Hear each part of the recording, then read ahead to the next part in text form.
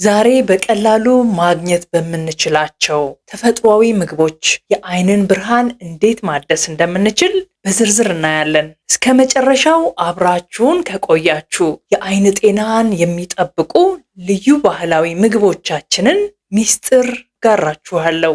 የአይን ሞራ የሚፈጠረው በአይናችን ውስጥ ያለው ሌንስ ፕሮቲን ሲሰበስብና ብርሃን እንዳያልፍ ሲከለክል ነው። ይህ ደግሞ በእድሜ፣ በፀሐይ ጨረር፣ በስኳር ህመምና በንጥረ ነገሮች እጥረት ሊከሰት ይችላል። ጥናቶች እንደሚያሳዩት እንደ ቫይታሚን ሲ፣ ቫይታሚን ኤ እና ኦሜጋ 3 የመሳሰሉ ንጥረ ነገሮች ይህን ሂደት በከፍተኛ ሁኔታ ያስቆማሉ። በመጀመሪያ ደረጃ የምናገኘው በየቤታችን ያለውን ጎመንና ቆስጣን ነው። እነዚህ ቅጠሎች ሉቲን እና ዚያግሳንቲን የተባሉ እጅግ ጠቃሚ የሆኑ አንቲኦክሲዳንቶች አሏቸው። እነዚህ ንጥረ ነገሮች ልክ እንደ ተፈጥሯዊ ሰንግላስ ወይም የፀሐይ መነጽር በመሆን አይናችንን ከጎጂው ሰማያዊ ብርሃንና ከፀሐይ ጨረር ይከላከላሉ። በቀን ቢያንስ አንድ ጊዜ አረንጓዴ ቅጠላማ አትክልት መመገብ የሬቲናን ጤና ይጠብቃል። ካሮትና ቤታ ካሮቲንን እንመልከት። ካሮት ለአይናችን እንደሚጠቅም ሁላችንም ሰምተናል። ሳይንሱ ግን እንዲህ ይላል። ካሮት ውስጥ ያለው ቤታ ካሮቲን ወደ ቫይታሚን ኤ ይቀየራል። ቫይታሚን ኤ ደግሞ አይናችን ብርሃንን ወደ ምስል እንዲቀይር ይረዳዋል። የቫይታሚን ኤ እጥረት ካለብን በተለይ ማታ ማታ የማየት አቅማችን በእጅጉ ይዳከማል። ካሮት በጥሬውም ሆነ በስሎ መመገብ የአይኖን ሌንስ ጥራት መጠበቅ ይችላል። ሲትሪክ ፍራፍሬዎች፣ ብርቱካን፣ ሎሚ የመሳሰሉት እነዚህ ፍራፍሬዎች የቫይታሚን ሲ ንጉስ ናቸው። ቫይታሚን ሲ በአይን ውስጥ ያሉ የደም ስሮችን ጥንካሬ ከመጠበቁም በተጨማሪ በአይን ሌንስ ላይ የሚፈጠርን የሞራ ደመና መሰል ምልክትን የማጥራት ወይም የመከላከል ከፍተኛ አቅም አለው። በቀን አንድ ብርቱካን መመገብ ከቻሉ ለአይኖ ትልቅ ጠቀሜታ አለው። ለውዝና ሌሎች የቅባት እህሎች በቫይታሚን ኢ የበለጸጉ ናቸው። ቫይታሚን ኢ የአይን ሴሎች እንዳይበላሹ እንደ መከላከያ ግንብ ሆኖ ያገለግላል። በቀን አንድ እፍኝ ለውዝ መመገብ በቂ ነው። የባህር አሳዎች እንደ ሳልመን እና ሰርዲን ያሉ አሳዎች በኦሜጋ 3 የበለጸጉ ናቸው። ኦሜጋ 3 የአይንን እርጥበት በመጠበቅ የአይን መድረቅን ይከላከላል። በተጨማሪም በእድሜ ምክንያት የሚመጣን የእይታ መቀነስ ይከላከላል። አሳ የማይመገቡ ከሆነ ተልባን እንደ አማራጭ መጠቀም ይችላሉ። እንቁላል የእንቁላል አስኳል ለብዙዎች ጎጂ ስብ ይመስላቸዋል። ነገር ግን ለአይን እጅግ አስፈላጊ የሆነው ዚንክ ይገኝበታል። ዚንክ በጉበት ውስጥ ያለውን ቫይታሚን ኤ ተሸክሞ ወደ አይን የሚያደርስ ወሳኝ ማዕድን ነው።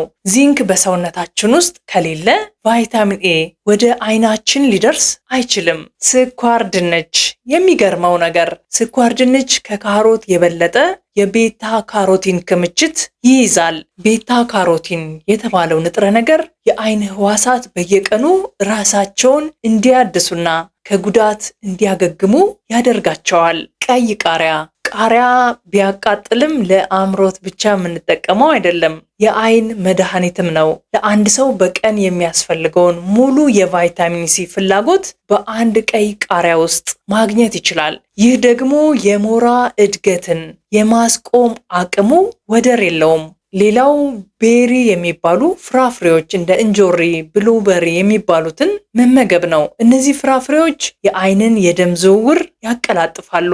ደም በአግባቡ ወደ አይን ሲዘዋወር አይናችን በቂ ንጥረ ነገር እና ኦክሲጅን ያገኛል። በዚህም ምክንያት ሞራ የመፈጠር እድሉ በከፍተኛ ሁኔታ ይቀንሳል። ሙሉ እህሎች ይህ ነጥብ ለሁላችንም ወሳኝ ነው። የደም ስኳር መጨመር የአይን ሌንስ እንዲፈዝ ከሚያደርጉ ዋና ምክንያቶች አንዱ ነው። እንደ ገብስ ያሉ ሙሉ እህሎች በፋይበር የበለጸጉ ስለሆኑ የደም ስኳር ድንገት እንዳይጨምር ያደርጋሉ።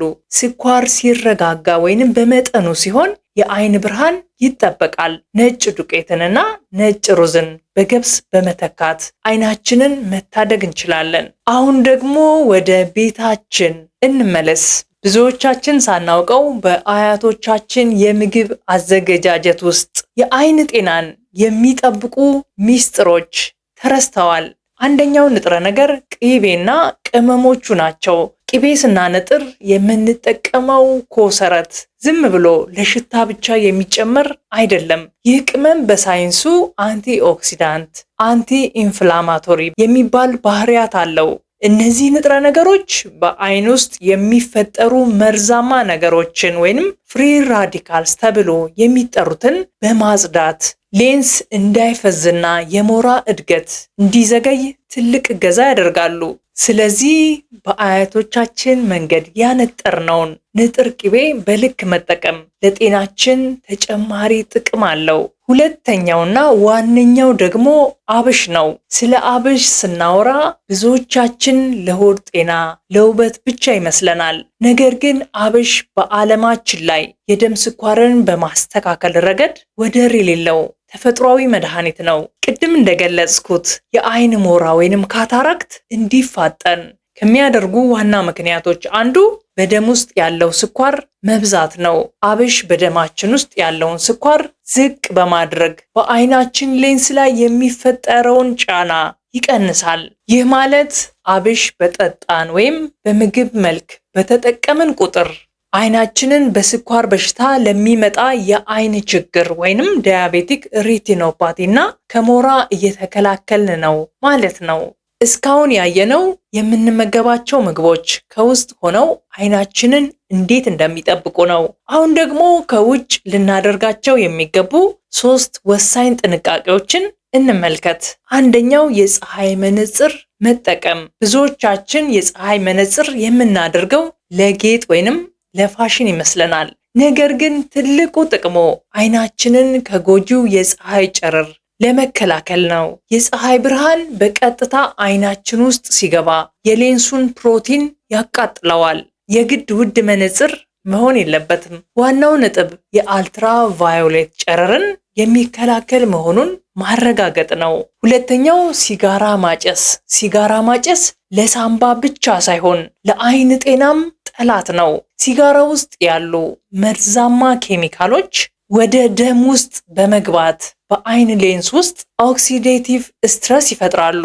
ጥናቶች እንደሚያሳዩት የሚያጨሱ ሰዎች ከማያጨሱት ይልቅ ለሞራ የመጋለጥ እድላቸው በ2 እጥፍ ይጨምራል። ጭሱ ራሱ ሌንሱን በማደፍረስ እይታን ያደበዝዛል። ሶስተኛውና ቀላሉ መንገድ የውሃ ፍጆታችንን ወይንም አጠቃቀማችንን መጨመር ነው። አይናችን እንዲሰራና እንዲጸዳ ፈሳሽ ያስፈልገዋል። በቂ ውሃ ካልጠጣን አይናችን ይደርቃል። የአይን መድረቅ ደግሞ ለተለያዩ ኢንፌክሽኖችና ለሌንስ መቆሸሽ መንገድ ይከፍታል። በቀን ቢያንስ 8 ብርጭቆ ውሃ መጠጣት አይኖን እርጥበት እንዲኖረውና ቆሻሻውን በቀላሉ እንዲያስወግድ ይረዳዋል። እንግዲህ ቤተሰቦች ውድ የሆኑ ሕክምናዎችና መነጽሮች ጋር ከመድረሳችን በፊት ተፈጥሮ በሰጠችን ጸጋ መጠቀም ብልህነት ነው። ዛሬ ያየናቸው 10 ምግቦች ከአረንጓዴ ቅጠላ ቅጠል እስከ ካሮት፣ ከባህር አሳ እስከ አብሽ ሁሉም በአንድ ላይ ሆነው የአይኖን ሌንስ ለማጥራትና ሞራን ለመከላከል ይሰራሉ። እነዚህ ምግቦች በየቀኑ በምትመገቡት ምግቦች ውስጥ በማካተት የብርሃን ዘመናችሁን ማራዘም ትችላላችሁ። ይህ መረጃ ለአንድ ሰው ሕይወት ትልቅ ለውጥ ሊያመጣ ይችላል። ስለዚህ ለምትወዱት ዘመድና ጓደኛ ሼር ማድረግ እንዳትረሱ። እንዲሁም መሰል ጠቃሚ የጤና ትምህርቶች እንዲደርሳችሁ ቻናላችንን ሰብስክራይብ ካላደረጋችሁ አሁኑኑ አድርጉ። በአስተያየት መስጫው ላይ ከጠቀስናቸው ምግቦች ውስጥ የሚወዱት የትኛው ነው? መልሳችሁን በጉጉት እጠብቃለሁ። ለጤናችሁ በቻላችሁት መጠን ትኩረት ስጡ። በሚቀጥለው ቪዲዮ በሌላ የጤና ትምህርት እስከምንገናኝ ጤናማ ሆናችሁ ቆዩን።